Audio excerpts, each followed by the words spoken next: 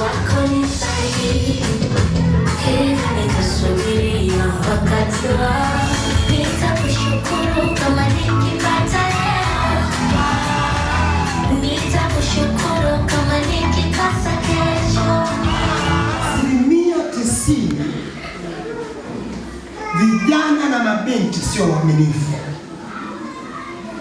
Ni 20% mtakuwa nimefeli.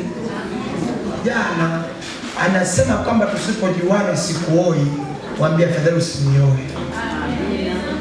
Kwa sababu mkijuana utakuja kuachika tu. Mtakuja kuachana tu. Na kama sio kuachana basi itakuwa kama tunavumiliana hivyo hivyo. Ndio sio kuvumiliana. Hapo. Ala.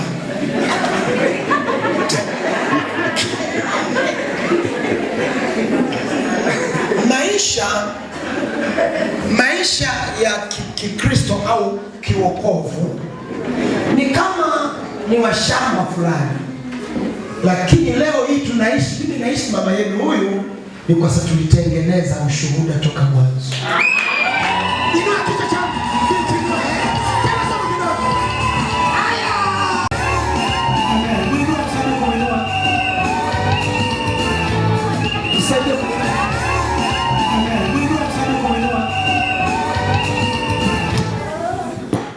Kwa jina la Baba, Mwana na Roho Mtakatifu.